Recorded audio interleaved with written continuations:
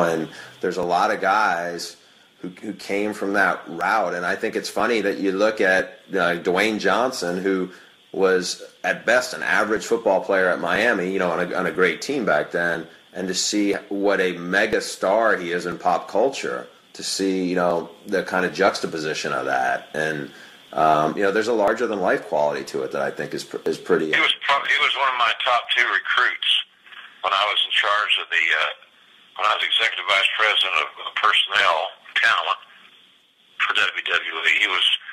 I would say that he's probably in my 1 and 1A recruits. Hard to not make him one clearly because of the success that he's had since he's gotten out of full-time wrestling. But I remember watching him. I worked him out. I negotiated.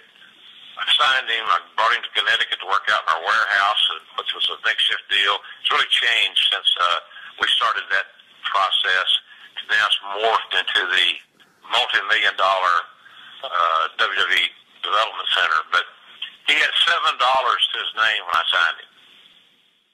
So he told me, we're going to go to lunch. And I bought lunch, and I don't know how we got talking about it, but the point was made that he had $7, and $7 is a significant term in his life, and so I had the leverage, I thought, at that time, because I'm negotiating with a broke guy.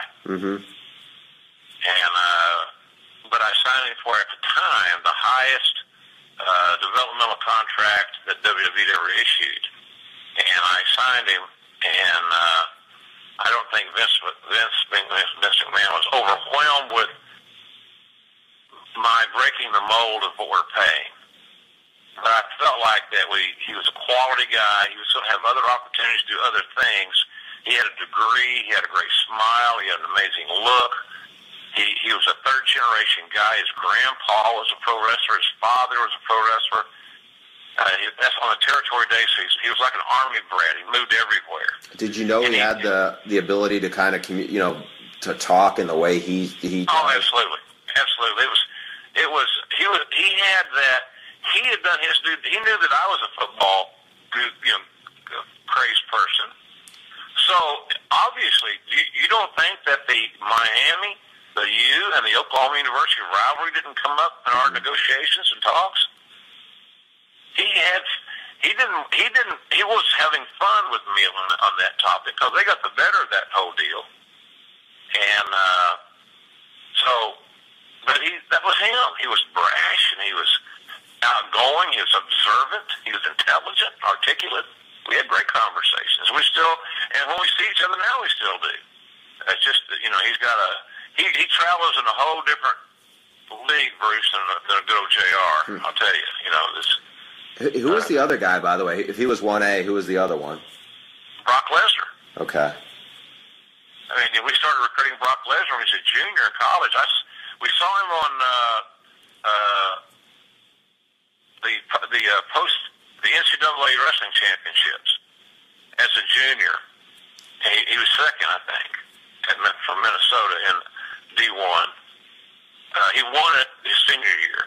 And our deal was we could have probably signed him his junior year.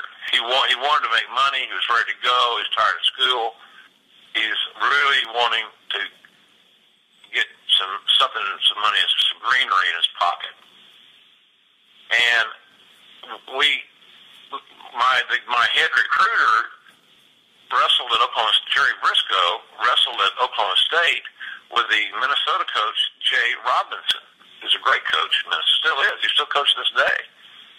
And we made a deal that keep us positioned well. We'll leave Brock alone, and after the NCAA's next year, then we'll sign him. That's kind of our deal. And we just told Brock, said, look, you're a great prospect. You're going to be a star. But I can't. Our structure is X. You win the NCAA title, and you will have gone to a whole different pay level. And then we paid him more than we paid The Rock to start, because here's another guy that has, I think you have to admit, he has a very memorable, intimidating, look. He looks like he was made in a lab.